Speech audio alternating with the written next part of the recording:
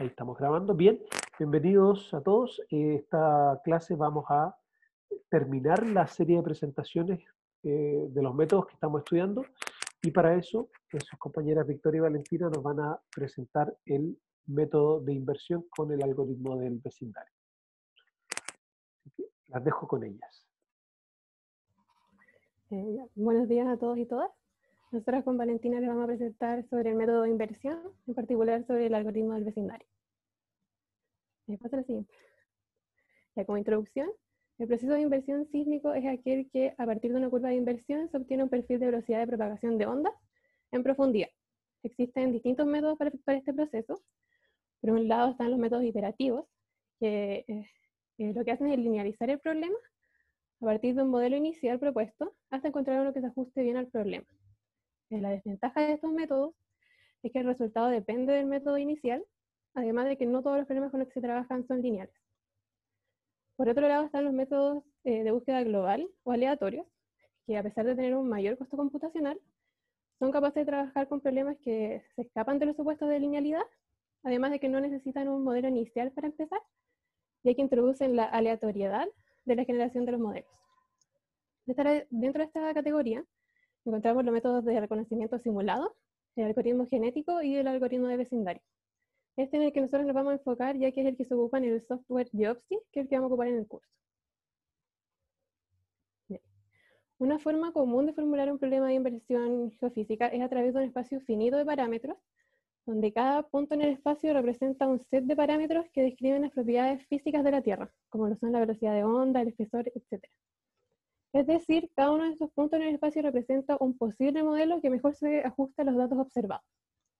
La diferencia entre estos datos y la predicción del modelo es lo que corresponde al MISFIT.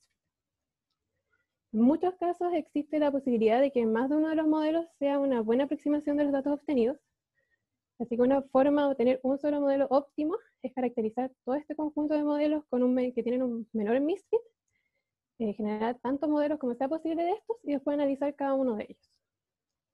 Para optimizar el cálculo del MISFIT de los modelos, lo que se intenta hacer es buscar una forma en que los modelos nuevos que se van generando sean guiados por los modelos anteriores a los que ya se les calculó el MISFIT.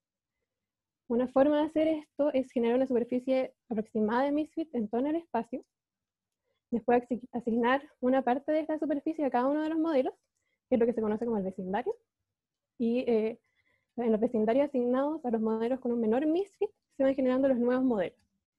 Esto es lo que se conoce como la aproximación del vecindario y es de lo que le va a hablar más en detalle Valentina.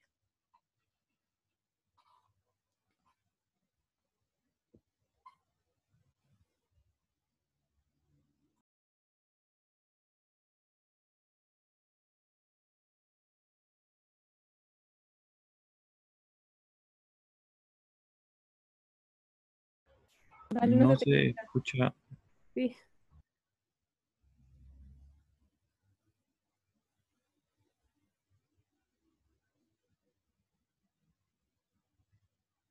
No se te escucha. Yo no te escucho. Y ahora sí. Ahí ¿No? sí, ahí sí. Está muteada, así que tiene que partir de nuevo, perdón. Ok. Para construir estas superficies de MISFIT aproximado, se utilizan la construcción geométrica de las células de Voronoi. Estas células de Voronoi son generadas a partir de modelos, como por ejemplo en la primera figura, se ven estos modelos que son los puntitos y se generan sus células basándose en una medida de distancia que depende de una matriz que va escalando los parámetros que determinan este espacio. Así, a cada una de estas células se le asigna el MISFIT del modelo que la determina, y entonces, perdón. Esto sirve como la base para determinar después cuáles son los mejores modelos, midiendo el MISFIT de la célula.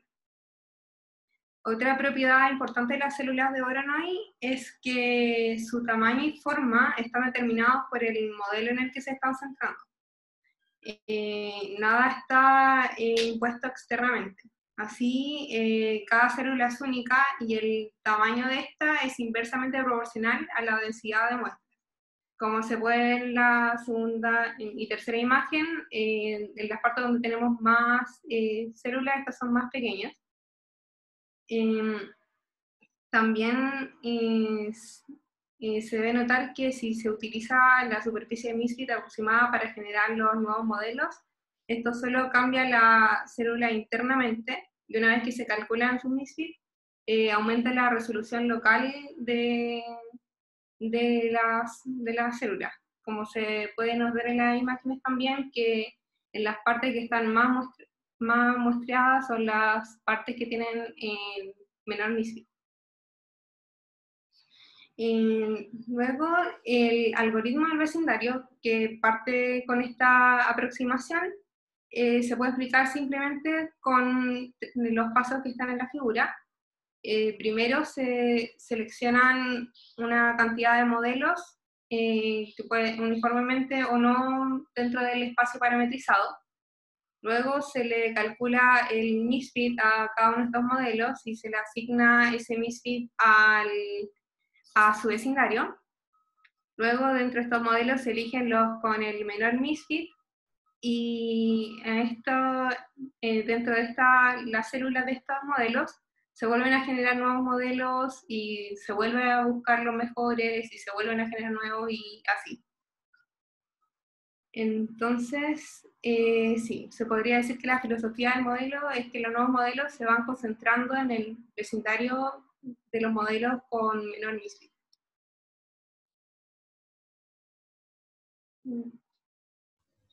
Ya, sí. Hay dos aspectos muy importantes que hay que destacar de este algoritmo, que es como ya nombró Valentina, que la forma y el tamaño de los vecindarios son determinados por los modelos en que se centran, los modelos anteriores. Es decir, como la forma de la célula Voronoi está determinada solo por estos modelos y nada se le impone. También otro aspecto importante es que más que enfocarse en calcular el valor exacto del misfit, lo que hace este algoritmo es comparar los valores relativos de los misfits de cada modelo y generar una especie de ranking y así identificar cuáles son los mejores modelos. Esta es una mejora que se realiza con respecto a los otros métodos, ya que es mucho más fácil realizar esta comparación entre valores relativos que cuantificar con exactitud el valor del misfit real. Y otra cosa importante que hay que nombrar es que este algoritmo funciona bien para un espacio de parámetros reducidos. A medida que se añaden muchos parámetros y muchas dimensiones, este empieza a fallar. Me paso a la siguiente. El algoritmo del vecindario fue mejorado por Mike Wattlet, el desarrollador del software Geopsy. Las mejoras que realizó estaban orientadas a optimizar este algoritmo ya aplicado al problema de inversión de las curvas de dispersión. Los aspectos en los que él trabajó fue adoptar el problema de límites regulares a complejos, además incorporar información geológica previa para poder descartar modelos que no sean válidos, y también propuso mejorar el comportamiento de exploración en la búsqueda de nuevos modelos usando las propiedades de la célula de Voronoi, y así poder converger a un modelo óptimo. Y con respecto al primer punto, en el contexto de la curva de dispersión se utilizan 4 parámetros que pueden describir de una buena manera cada capa, que son la velocidad de onda S, el espesor, la velocidad de onda P y la densidad. La densidad se puede dejar como constante dentro de cada capa. Bueno, lo que propone Wattlet, que es pasar de bordes regulares a complejos, consiste en establecer condiciones entre estos parámetros. En el caso de las velocidades de onda, lo que se propone es dejar estos dos parámetros, la velocidad de onda S y la velocidad de onda P, como parámetros libres, y fijar la razón de Poisson, que es la que relaciona estos dos parámetros.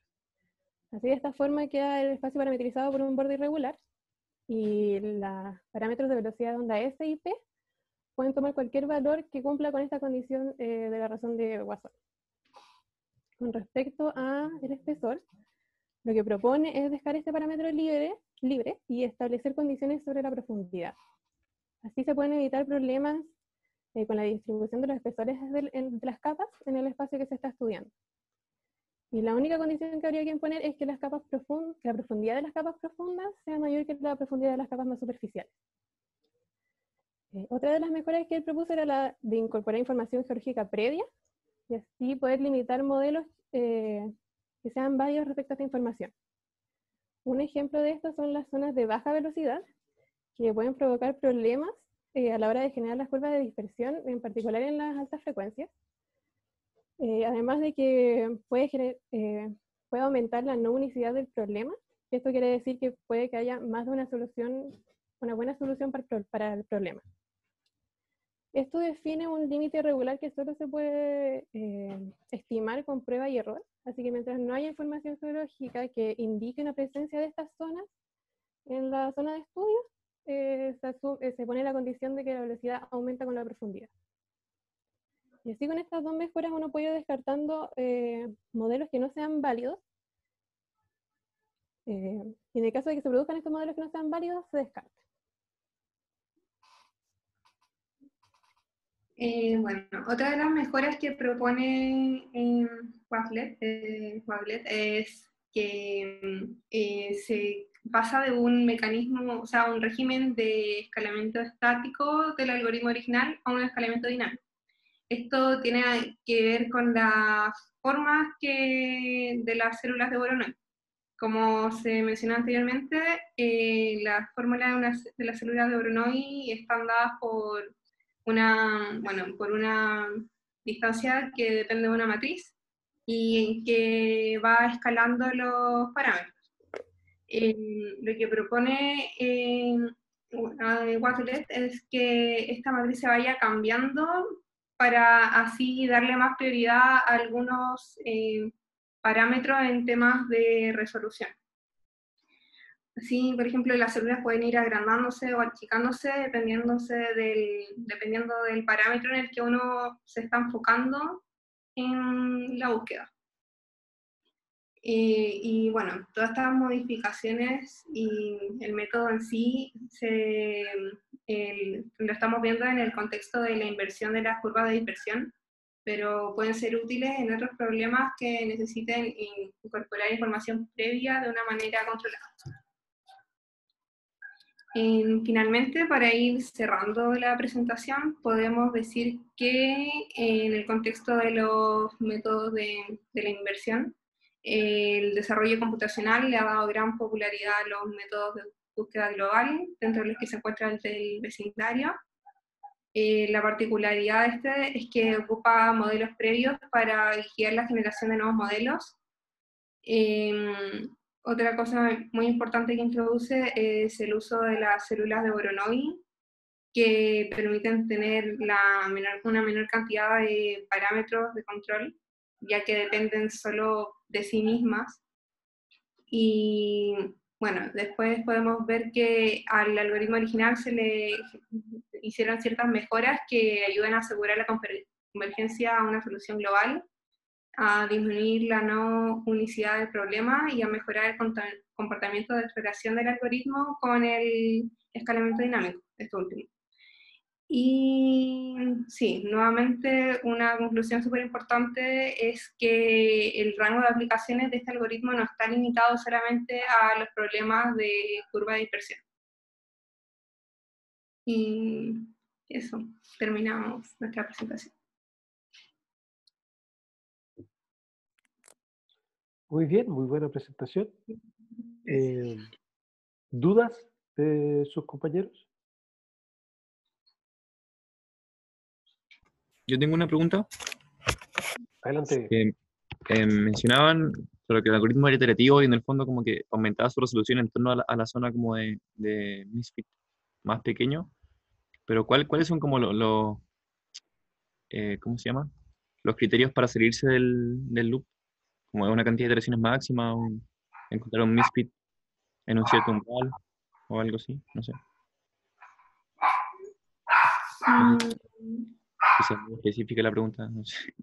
No sé, yo creo que se debe establecer como cierto misfit, como que a partir de este ya es una solución confiable.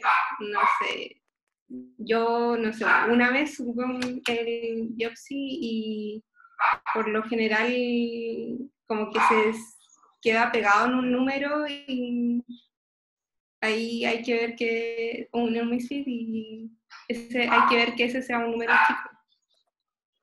Depende de la implementación en realidad. La manera que está implementado en Geopsy es con un número de iteraciones. Tú le das un número de iteraciones, pero eventualmente tú podrías implementarlo para que él itere hasta que el error que se produce, que es básicamente cuánto va mejorando el misfit, sea una cierta cantidad, que esa es la medida, porque tú no sabes cuál es el error mínimo, tú lo desconoces. Entonces lo único que puedes saber es que de una iteración a otra, la mejora es muy pequeña.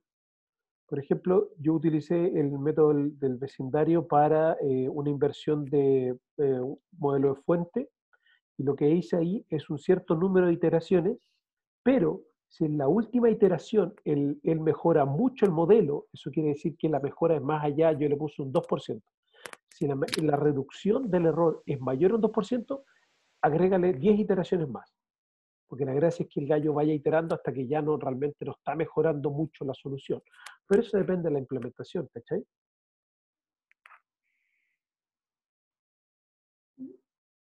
¿Alguna Gracias. otra consulta?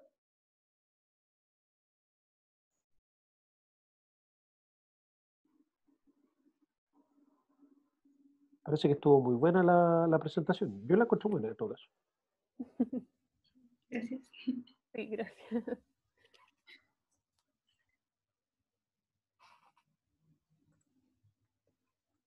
Bueno, voy a resaltar cosas que ya he comentado, pero que yo creo que sus compañeras ya también lo presentaron súper bien. El problema que estamos enfrentando, que varios lo han mencionado, estamos yendo de curva de dispersión a un modelo de velocidades. Ese es un problema no lineal. Por lo tanto, el approach tiene que ser un poco distinto. En este curso vamos a utilizar el método del vecindario, porque hace una búsqueda estocástica en términos de busca de manera aleatoria en el espacio de modelos posibles, existentes, que muy bien lo explicaron sus colegas. Y esa búsqueda la hace inteligente. Entonces el método del vecindario lo que hace es buscar en la vecindad de los mejores modelos. ¿Ya? Así que eso es básicamente cómo ocurre, pero esos son los principios básicos. No sé si alguien tiene alguna duda, o Valentina o Victoria quieren agregar algo más.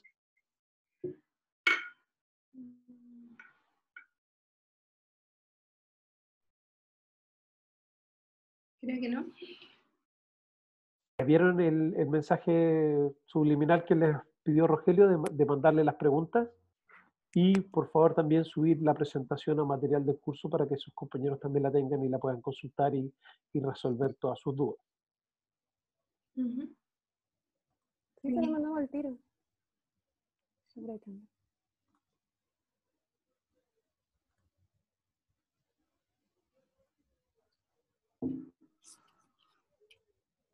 Bien, vamos a alguna consulta sobre las presentaciones. Esta es la última presentación, como discutimos.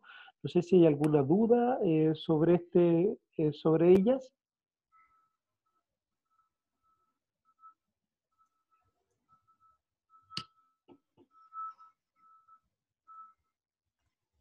Ya, voy a pedirle a Valentina que deje de compartir, que deje de ser tan generosa.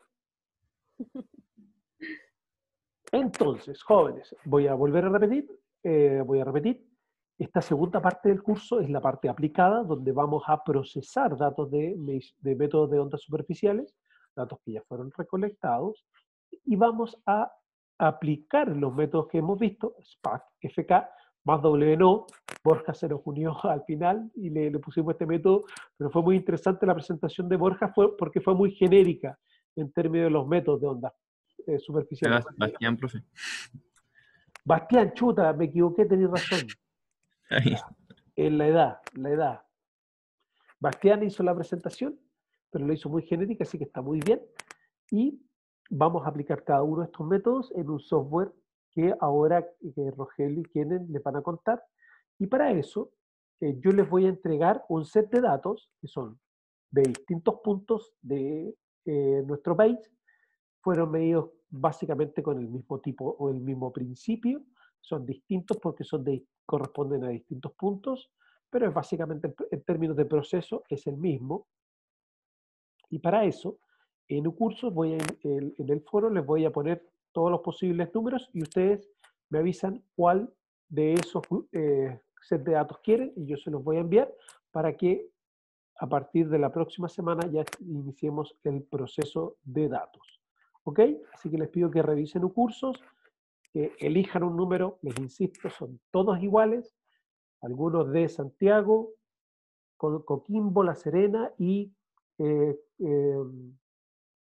Copiapó, ¿ya? Pero al final el que te va a tocar va a ser cualquiera, al azar, ¿ya? Así que no le den mucha vuelta a ese asunto, elijan un número y me avisan, yo le mando los datos y para poder empezar a procesar y empezar a desarrollar la segunda parte de este curso. ¿Alguna consulta al respecto? ¿Eso de los números lo publicamos en el foro? ¿Cómo qué número elegimos? Sí, yo en el foro les voy a tratar de, por lo que caché la otra vez lo hice, voy a poner todos los números que existen, creo que tengo, o sea, son creo que 9 números, ¿viste? Te van a decir, Victoria y Valentina, queremos el número 10, 7, 4, 9. Entonces yo apenas vea eso, les voy a mandar un correo con los datos. ¿Ok? Ya, gracias. Muy bien, los voy a dejar ahora con Rogelio y Kellen, que les van a hablar de este software Jobsy que ya parece que algunos de ustedes ya tienen, así que ya no es tanta novedad como antes.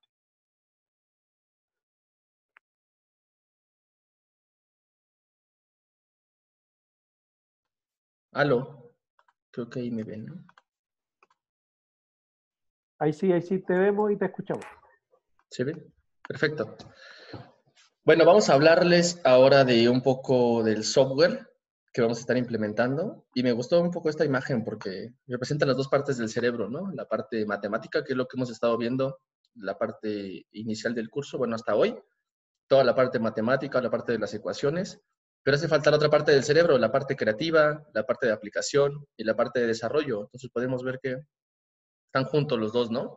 Y el software hace eso, nos lleva de la parte matemática, de la parte de ecuaciones, a la parte de desarrollo creativo y visual, que es lo que nos interesa y que al final es la solución que nosotros queremos obtener. Entonces vamos a hablar del software Jobsy. No sé si alguno de ustedes ya lo conozca. Que pueda, no sé, abrir micrófono y decirme qué es Jobsy. No sé, ¿alguien tiene una idea qué es Jobsy?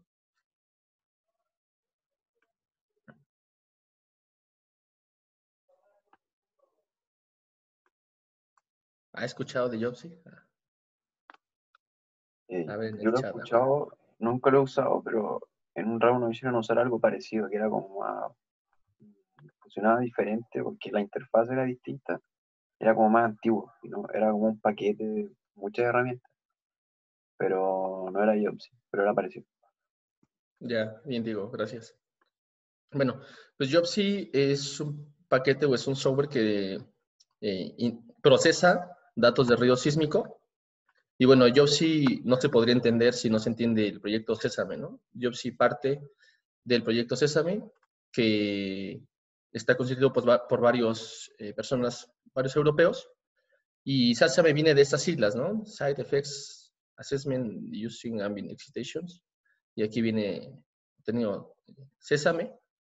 Y es un proyecto el cual busca estimar el efecto de sitio para áreas urbanas, sitios donde la geofísica tradicional no puede realizarse, o en este caso la sísmica, porque implica tendidos, a veces lineales muy orientados, requiere generar fuentes, martillo, requiere generar explosiones, vibrosize.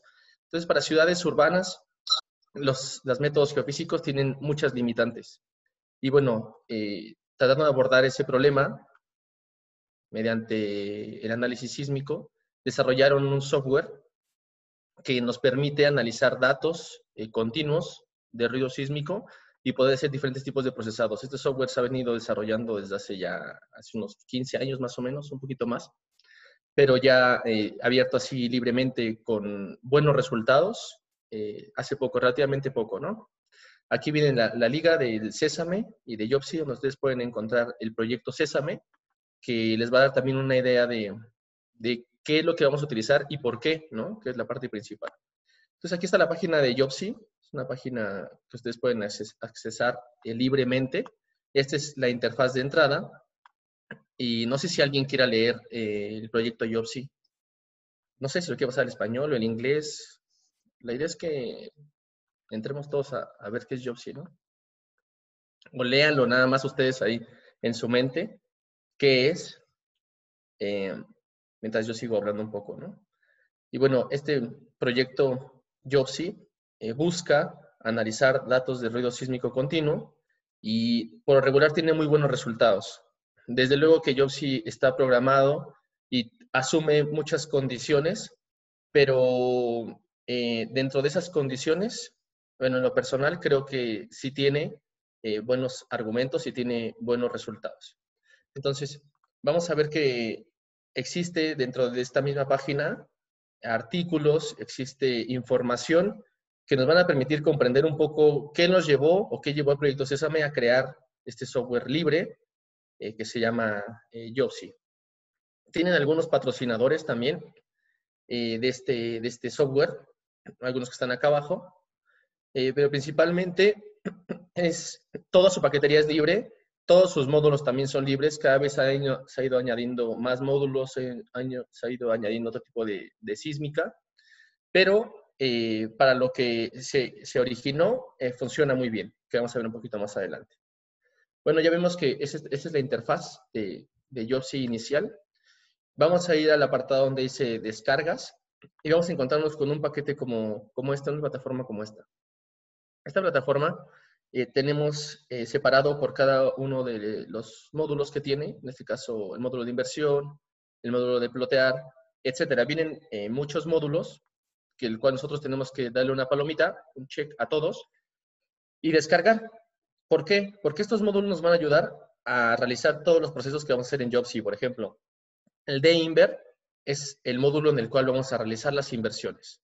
El módulo FIG, vamos a poder ver las gráficas, el GP Curve, vamos a poder analizar las curvas, etcétera. Entonces, tenemos que saber que Jobsy trabaja con diferentes paqueterías que nos van a permitir complementar un programa y ese programa nos va a permitir hacer diferente tipo de proceso en diferentes paquetes, separado de la interfaz de Jobsy, por paquetes. El programa no solamente está hecho para Windows, también hecho para Mac y para Linux. Tiene una plataforma vieja que viene acá. Tiene también algunos en desarrollo, algún software en desarrollo, y tiene otras versiones, 3.1.0, etc. Lo que nosotros nos encontramos es que esas versiones que están en desarrollo o que ya están aplicadas en esta secuencia, tienen ciertos problemas para correr en diferentes computadoras. Entonces, algunas computadoras lo cargan, pero no cargan toda la línea, todos los módulos.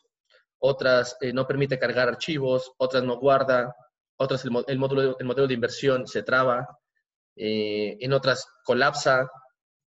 Entonces, nosotros rescatamos una versión que es un poco vieja, pero bueno, siempre lo retro es lo que ha estado funcionando hasta ahora, ¿no? Entonces, no quiere decir que lo viejo sea malo, simplemente lo viejo es un poco más estable, que nos permite seguir procesando datos sin tener que recurrir a otras herramientas porque se cerró o porque no me deja procesar ciertos datos. Entonces le subí yo en el foro un link donde está el archivo, ¿sí?, de Jobsy, y que ese originalmente se descargó de esta parte, ¿sí?, de esta parte de plataforma, donde uno puede seleccionar todos los módulos y darle después descargar, y se descarga un archivo libre, sin ningún registro, sin nada. Insisto, quien quiera bajar las últimas versiones de desarrollo, adelante, está en todo su libertad de hacerlo, pero como recomendación, ahora sí que grupal, ya no diría personal, grupal, porque nos hemos encontrado con este problema durante algunos semestres, yo les recomendaría usar el que les mandé, y eso sí, ejecutarlo como administrador. Dentro de esta página también de Jobsy vienen algunas referencias donde hablan de la programación que se hizo basado en diferentes artículos o diferentes trabajos. Estos trabajos tienen aquí también su link, ¿sí? Aquí están su PDF, su PDF, su PDF, para cada uno de los apartados que vamos a estar viendo, en este caso, bueno, FK, SPAC, curvas de SPAC, autocorrelación espacial, y sus archivos asociados. Entonces, quien quiera leer un poco más sobre los temas, quien quiera meterse un poquito más a detalle sobre cómo funciona, pueden darle aquí y hay literatura para leer, ¿no? Siempre es importante meterse a la literatura para ver cómo funciona un poco el software e intentar reproducir lo que los creadores quisieron hacer, porque muchas veces ellos tienen una idea de hacer un software y no ponen parámetros, por ejemplo, macros, no ponen límites macros, y entonces el programa nos deja meterle velocidades de 10.000, por ejemplo, ¿no? De 10.000 kilómetros por segundo, y a lo mejor no nos dice nada, no nos sale un error, simplemente nos deja. Pero si entendemos un poco de cómo funciona la técnica, de qué quisieron hacer, bueno, entenderemos que una velocidad de 10.000, bueno, no es tan real, ¿no? En la superficie, o no es real. Entonces, es importante conocer un poco los antecedentes y de ahí partir, ¿no? Para poder ocupar el programa. Estos son algunos documentos del proyecto Sésame, en los cuales son 2 PDFs, que están así, los buscan por título y están, si quieren los subo. Son 2 archivos, uno de 85 páginas, otro de 62. No es necesario que los lean, no se requiere, pero sí es necesario que sepan que aquí viene la metodología de lo que se programó en Jobsy, ¿sí? Y de lo que se intentó hacer también para Jobsy, y por qué Jobsy funciona como funciona. Este es un trabajo, y aquí viene otro trabajo que también es el manual, en el cual también explican las condiciones en las cuales se tiene que medir el ruido sísmico, en qué rango de frecuencias trabaja, cuáles son las condiciones para tener un buen registro de medición, cuánto tiempo es sugerido para medir, algunas hojas de cálculo ya preestablecidas por si requieren ir al campo. Aquí ya vienen unas hojas ya preestablecidas sobre los datos que uno debe de adquirir cuando hace una adquisición de datos, y algunas restricciones que tiene, ¿no? De cómo funcionan los criterios para tener los resultados que tiene Jobsy. Entonces, estos PDFs, insisto, no tienen que leerlos, desde luego, pero sí tienen que saber que existe documentos que nos permiten conocer bien el funcionamiento del software y su comportamiento. ¿Sí? Aquí podemos ver algunos HMB que son generados también, teóricos y calculados, y su comparación. ¿Dudas de acá? ¿Preguntas de esto? ¿No? Bueno. Ahora vamos a pasar a la parte de instalación. Lo que les comentaba, yo les mandé este archivo que dice aquí para 32. En realidad corre también muy bien para 64. Solo que tienen que instalarlo como administrador. Si no lo instalan como administrador, puede que tengan problemas. Entonces, botón derecho, instalar como administrador. También lo que comentaba Kellen es que solo funciona para Windows. La verdad es que las versiones en Mac tienen ciertos problemas, pero igual está en la página su versión en Mac. Así que si alguien tiene Mac y quiere instalarlo, adelante. Lo puede hacer, ¿no? Si no, abrir Windows, una partición de Windows, e instalar este paquete que les dimos de Jobsy, que es estable. También para que lo tengan. Y bueno, entramos a Jobsy. Y ya que vamos a entrar, nos sale una primera imagen de preferencias, que podemos cerrar o aceptar, no sé qué viene, que son como las condiciones iniciales con las cuales parte el programa.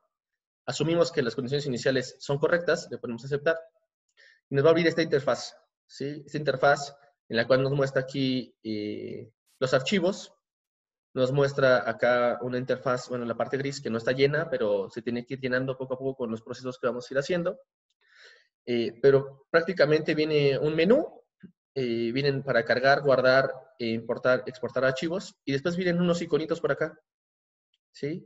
Cuando se instale este programa, deben de venir todos estos iconos. Si estos iconos no aparecen al instalar el programa, algo falló. O algunas otras versiones. Otras versiones solo son como prueba, y solamente instala estos 3 que son para visualizar los datos, no para procesar. Entonces, cuando vean un Jobsy, sí o sí debe de tener estos parámetros. Y bueno, lo que les comento, es importante que tenga esta paquetería, porque si no, no vamos a poder trabajar con el Jobsy. Y dentro de toda esta paquetería, vamos a trabajar solamente con 4. Vamos a trabajar con SPAC, FK activo, FK pasivo, este sampling no lo vamos a utilizar, los espectros tampoco los vamos a utilizar, y sí vamos a utilizar el H sobre B. Pero podemos ver que solamente son 4 como de 10. Permite hacer más cosas, permite hacer un H en B rotado, permite hacer otro tipo de SPAC, etc. Pero ahorita solamente vamos a enfocarnos en esas 4. Vemos que arriba tenemos un menú, ¿sí? Menú File, Edit, visualización, forma de onda, herramientas. Vamos a ver que en el archivo File, en el primero, podemos abrir archivos, podemos guardar, podemos importar, podemos exportar y las preferencias, que es el cuadro inicial que nos va a salir sobre las condiciones iniciales con las cuales trabaja Jobsy. Es el archivo que contiene el file. Para poder desbloquear, si ven aquí está en gris, para poder desbloquear las demás ventanas, tenemos que cargar datos. Entonces, cargamos primero los datos, algunos datos, yo puse datos ahí, ejemplo que me encontré, ¿sí? En 3 componentes, en este, oeste, norte, sur y z. Y ya que cargamos estos datos, nos va a dejar ver las pestañitas que están arriba, ¿no? Si no hay datos, posiblemente algunas no se vean. Entonces necesitamos que haya aquí datos en file para poder trabajar. ¿Y cómo ponemos estos datos a file? Los agarramos de la carpeta y los arrastramos hasta file. Y listo. No hace falta meternos a cargar datos. Simplemente si yo arrastro y los coloco aquí donde dice files, los carga. ¿Sí? Ya que los cargó estos datos, aquí arriba tenemos algunos bloquecitos o algunos modulitos con los que vamos a estar trabajando a partir de ahora, ¿no? Acá. Denme un segundo, porque están tocando mi puerta. Si alguien quiere comentar algo de esto, denme un segundo.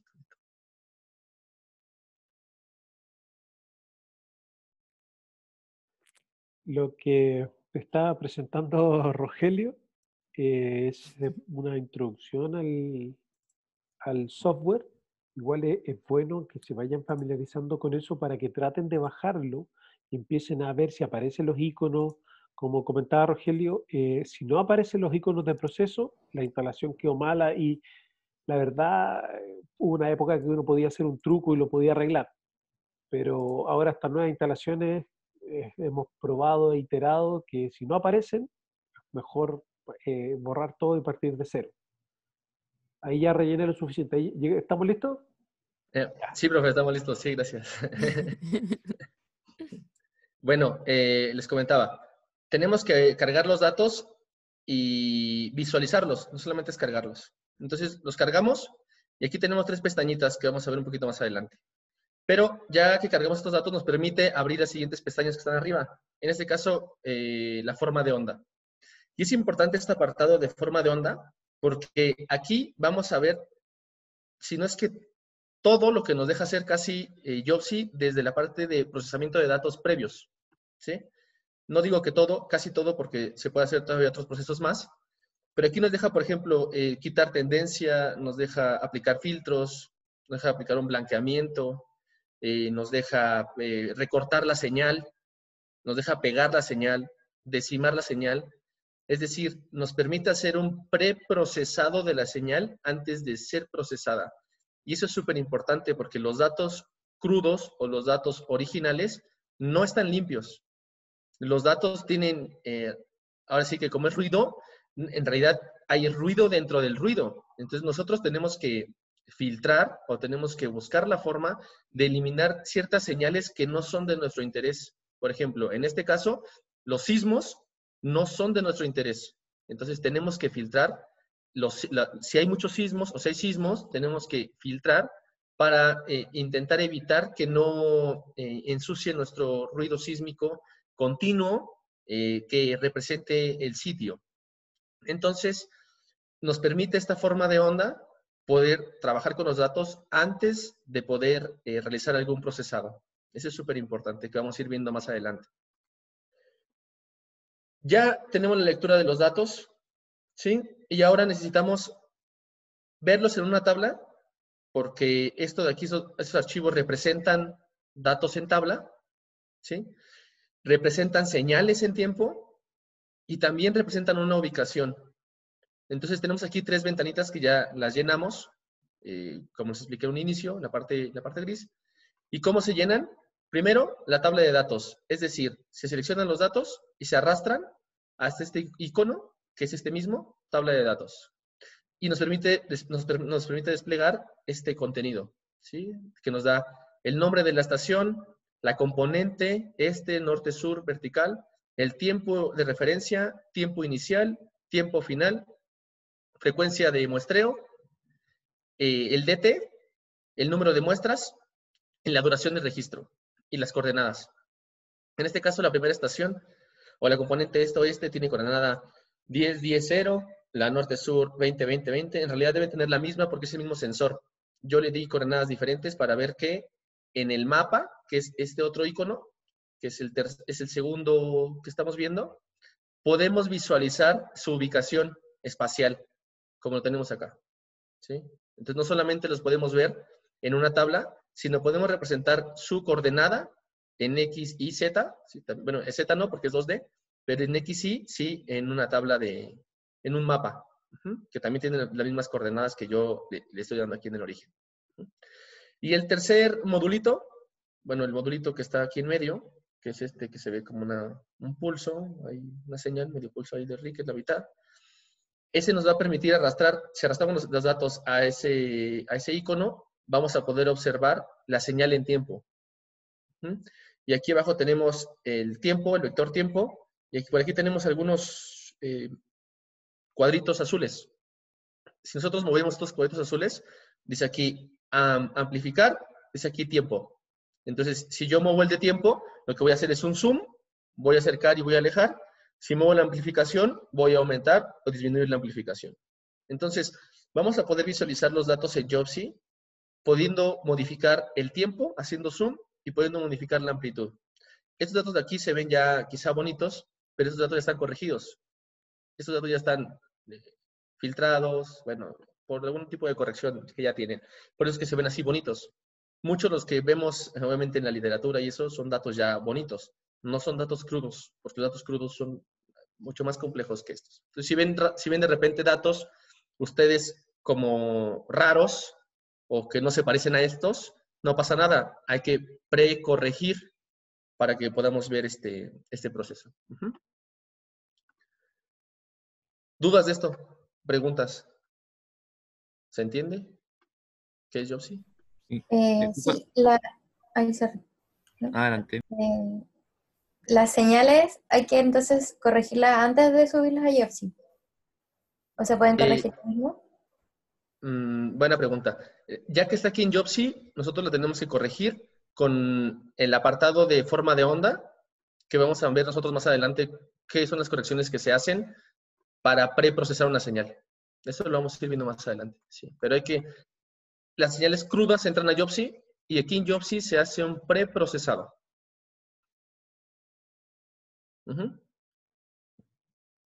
Sí, gracias. ¿Alguien había abierto otra vez mi micrófono? Borja creo que había preguntado. ¿Borja? ¿No? Parece que se arrepintió. Ya, sigamos entonces. Bueno, ya está el procesamiento de los datos. Vamos ahora a realizar, por ejemplo, un H sobre B, que de manera así, ejemplo, lo que vamos a ir haciendo, lo que nos espera, y es analizar esa misma señal que yo tenía, arrastrarla hasta el icono de H sobre B, y nos va a salir ventanitas como estas, donde viene un tiempo, un procesamiento y una salida. Aquí ya vamos a empezar a darle los parámetros para que procese los datos. A partir de acá. En este caso yo hice dos gráficos. Uno es el espectro, los espectros, con una herramienta ahí de espectros. Y me da esta señal en frecuencia, ¿sí? En el espectro de amplitud. Y también saqué su H sobre B. Con la herramienta de H sobre B y con algunos parámetros que ya vamos a estar viendo más adelante. Y obtuve esta forma, esta señal. Me gustaría que la vieran, de acuerdo a los que ya expusieron o ya vieron algunos trabajos, y bueno, los que ya obviamente aprendieron la técnica por la exposición que hicieron. Me gustaría que me respondieran esa pregunta aquí, si esta señal en frecuencia es un efecto de sitio o no. No sé, estaría bueno que todos participaran, que dijeran de menos sí o no. Si esta señal es o representa o tiene ese sitio, un efecto de sitio o no. No sé qué opinen, por ejemplo, ¿no? De acuerdo a lo que ya Acuérdense que una parte del cerebro era la matemática y esta parte del cerebro ya es la realidad o lo visual o lo interpretativo. Entonces ya estamos en otra parte del cerebro. La otra parte del cerebro concuerda con la parte 1 del cerebro, la parte que vimos matemática o la teórica. Ahora esta es la realidad. ¿Existe en esta zona un efecto de sitio? Yo Sí. pensaría que sí. Yo creo que no. Diego dice que sí, Bastián dice que no. ¿Alguien más? Está buena la discusión porque de eso se trata, ¿no? De ver datos reales y dar una opinión. Bien. Borja, Yo ¿qué creo que opinas? Victoria. Gaby dice que sí, Diego que sí, Yo también creo que sí. Victoria dice que sí. Borja. Disculpa, justo me tuve que levantar un segundo. Ah, ya, Borja andaba ausente. Matías, Valentina. ¿Cuál es la pregunta? La pregunta es, ¿existe algún efecto de sitio en esa señal?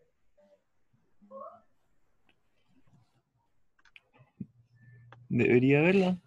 Sí. Debería haberlo, o sea, sí. Perfecto. Ah, bueno, pues la respuesta es que no. ¿Sí? ¿Por qué? Porque es engañoso. Vamos a verlo ahora en una escala un poco más congruente y ahora vamos a extender la escala a 10, por ejemplo. Y podemos ver que ahora en 10, el registro parece plano, ¿no? Y esa es una de las condiciones o una de las limitantes que tiene el H sobre B, decir que si la amplitud es menor a 2, podemos decir o afirmar que no existe como tal un efecto de sitio. Entonces, esta señal, la que yo les mostré que está, que está toda sucia, se puede ver toda sucia, como todas estas señales, estas ventanas, salen del promedio y de su error, ¿sí? Esto habría que limpiarlo para disminuir los errores, pero tenemos que ver la señal bien, en un buen rango de frecuencia y en una buena escala, porque la escala es importante, ya que si la escala la abrimos más, por ejemplo acá, seguramente sí lo vio Borja, que lo vio ¿quién me ha dicho que sí? Me había dicho Bastián, seguramente Bastián, a lo mejor vio la escala y vio que estaba menos de 2 y por lo tanto asumió que no representaba como tal un efecto de sitio, ¿no?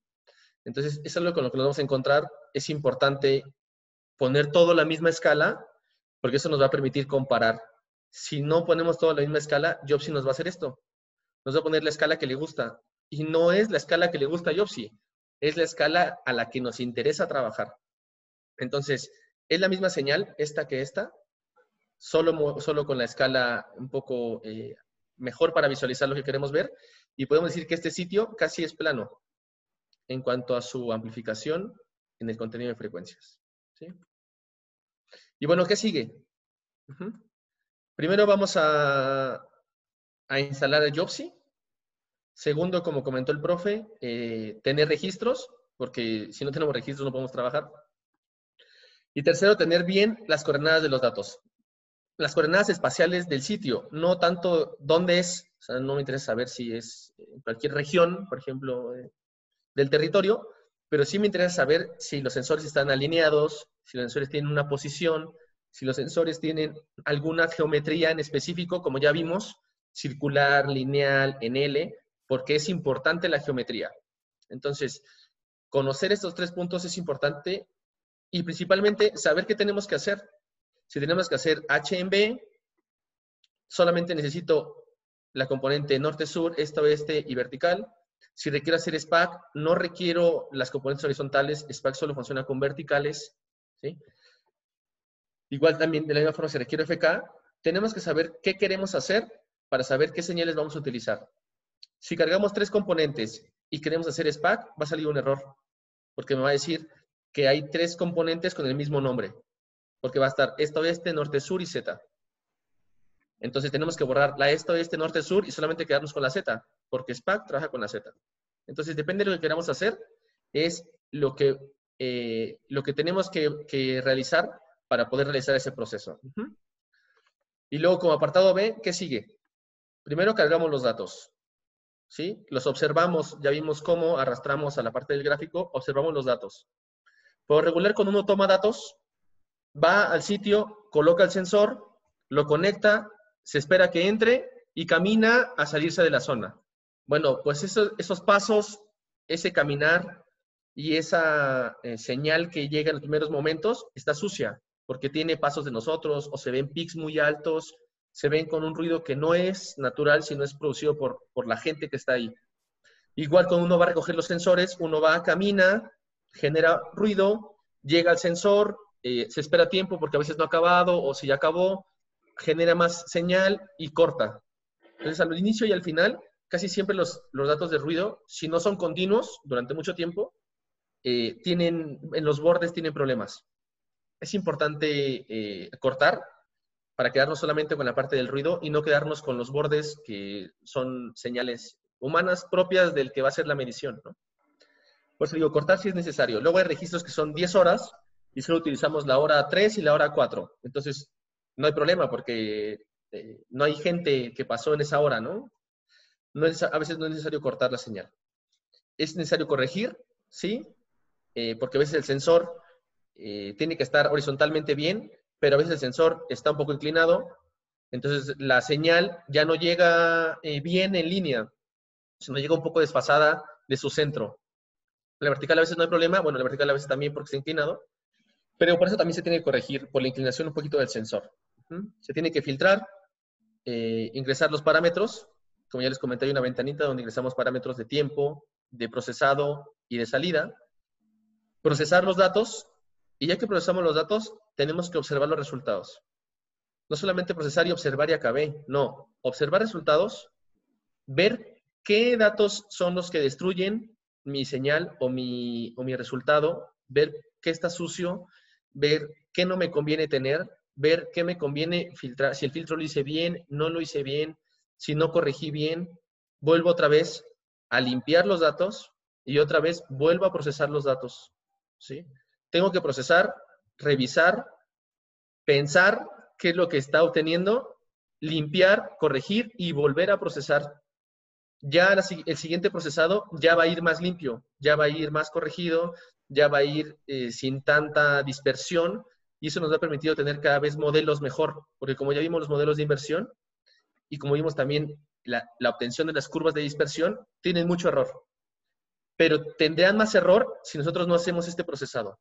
Es importante hacer un preprocesado para eliminar el error que nos espera más adelante, si no vamos a estar procesando datos erróneos desde el origen. Entonces, hay que hacer error, procesar datos erróneos, procesar otra vez esos datos erróneos y al final tendremos datos confiables. No creo que si procesamos erróneo, tengamos datos confiables. Y aparte hay que hacer la inversión, que digamos, ya esta es la confiable, no. Entonces, yo creo que es importante hacer una muy buena limpieza de datos, es importante hacer un buen procesamiento para obtener una curva de dispersión o un H sobre B que sea representativo del sitio y que nos permita después ajustarle un modelo de inversión que no va a ser perfecto, pero que va a intentar ajustar los datos. No al 100 porque es difícil ajustar todo al 100, los parámetros son muy limitados, hace falta quizá meterle muchos más parámetros que el modelo se vuelve más complejo, pero con lo que hace Jobsy permite una buena estimación de resultados que después tendrá que visualizar de manera gráfica, guardar, y también podrán ustedes guardar el archivo de datos. Por si lo quieren después procesar en otro software o quieren hacer otro tratamiento, también lo pueden hacer, ¿sí? Entonces, es importante que entreguen lo que se solicita para tener buena nota en cuestión a el procesado de los datos. Vamos a ir haciéndolo poco a poco en las clases que vamos a ir viendo, pero sí es importante que hagamos las cosas bien, porque el software nos permite hacer una barbaridad de ideas. Entonces, si nosotros le metemos ideas contrarias a las que queremos, nos va a dar un resultado.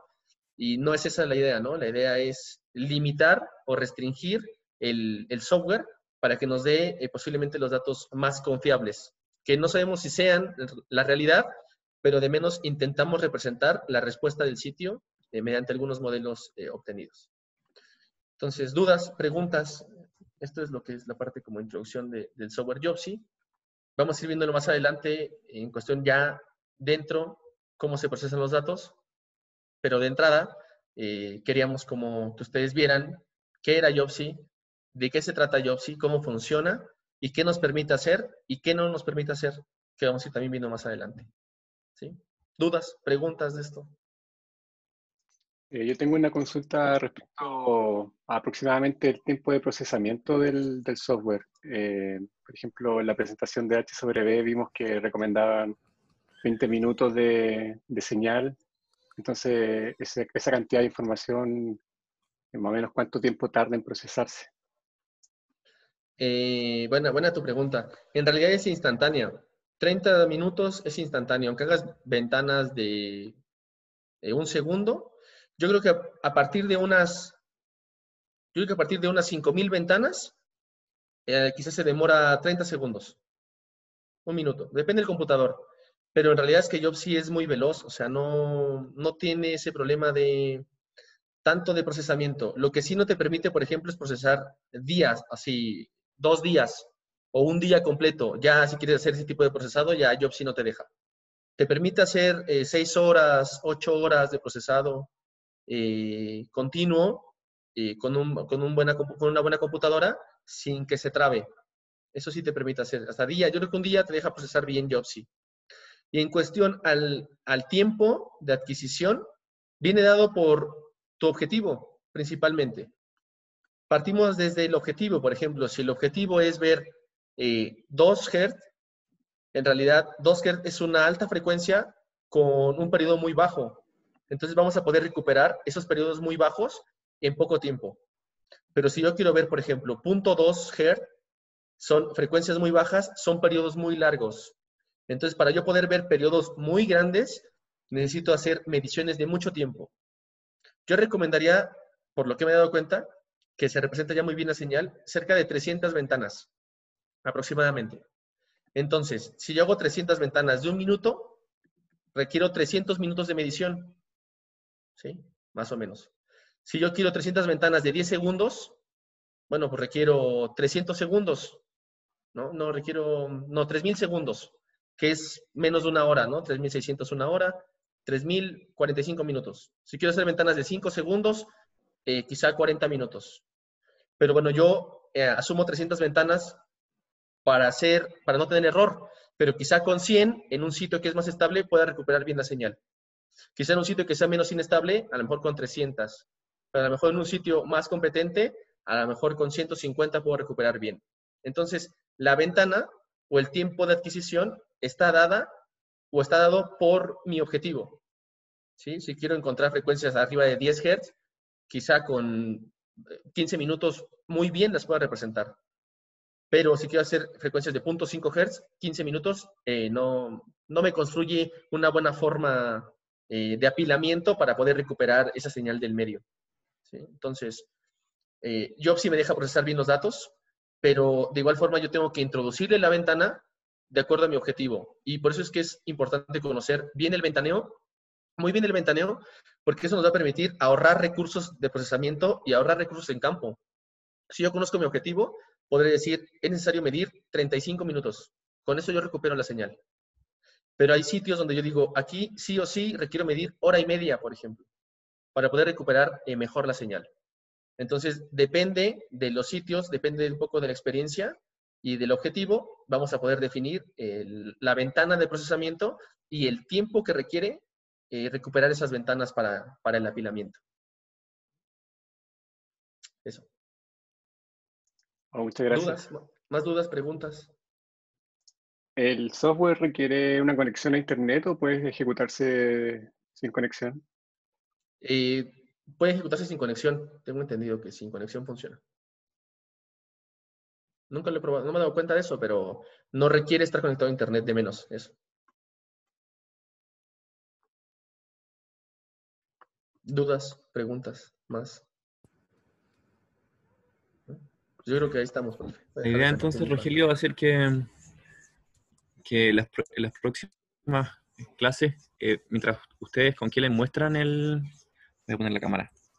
Mientras ustedes con qué les muestran los pasos a seguir, nosotros los vayamos haciendo. Sí. No. Sí. Sí, van a ser como clases guiadas, por decirlo de una manera. Ya. Y la idea es que por eso ya lleven instalado el programa y le vayan picando. O sea, la idea de esta clase no era trabajar, pero sí es que vean cómo funciona el programa y que lo vayan picando, porque igual descargan el programa, lo instalan, ¿y qué hago? ¿No? Y en ese que hago me puedo demorar 3 horas. Y no es la idea. O sea, la idea no es que dediquen tiempo al qué hago. Ya saben cómo cargar los datos, saben cómo arrastrar, cómo visualizar. Y quizá el lunes, bueno, el martes, que nos veamos, ya tengamos una idea de qué es Jobsy, cuál es la interfaz y cómo funciona. Prácticamente esa es la idea de la clase. Lo que la idea de hacer en clases, bueno, ustedes saben que esta es la primera vez que lo vamos a hacer online, pero creemos que se puede hacer y la idea son como verdaderos tutoriales. Entonces, Rogelio y Kellen van a ir mostrando, ya ustedes abren sus datos, pinchan acá, hacen acá, abren los datos, los buscan. Es importante que tengan instalado el software, que tengan los datos abiertos, ojalá que, como dice Rogelio, hayan podido jugar un poquito con ellos, los hayan abierto, los hayan visualizado, que tengan una idea de qué se trata. Cosa de que ya ahí con la práctica, y bueno, las primeras clases son un poquito más lentas y vamos a ir viendo de acuerdo a cómo van avanzando. Si hay más dudas, se va dejando más tiempo. Tenemos que eliminar un problema, Borja, que se basa en que no estamos presentes. Entonces, esas dudas que son siempre presenciales, tenemos que adelantarnos nosotros e intentar darles la solución antes de que las pregunten.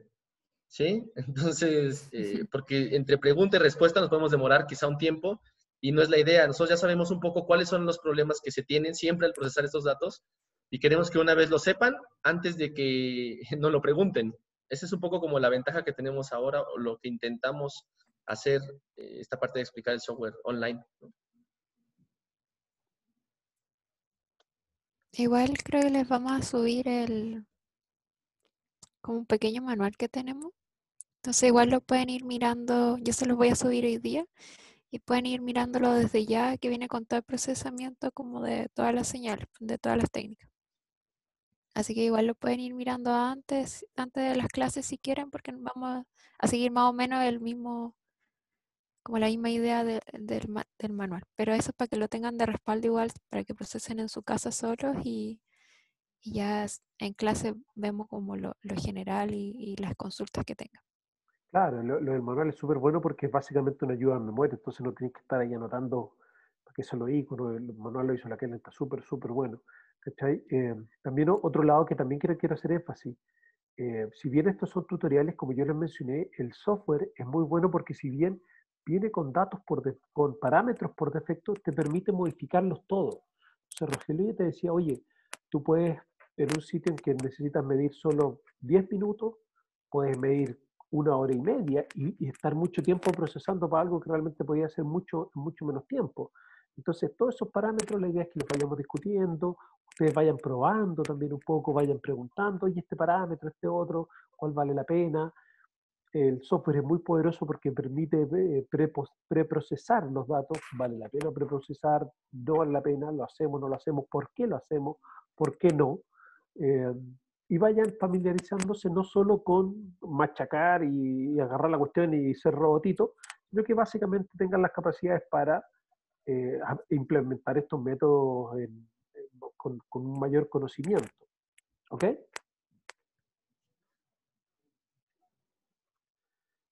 Bien. Por lo tanto, les voy a subir los números para que ustedes elijan uno al azar. Se inscriben, yo les voy mandando los datos. Vamos a subir, bueno, esta clase y toda la información. Rogelio ya les dejó todos los links para que empiecen a bajar. Como preguntaban, el software uno lo baja y queda instalado y uno puede funcionar offline, ¿eh? El software es súper generoso, un software muy bueno, no tiene licencia, funciona, salvo la tontera del Mac que le da por actualizar su sistema operativo a cada rato.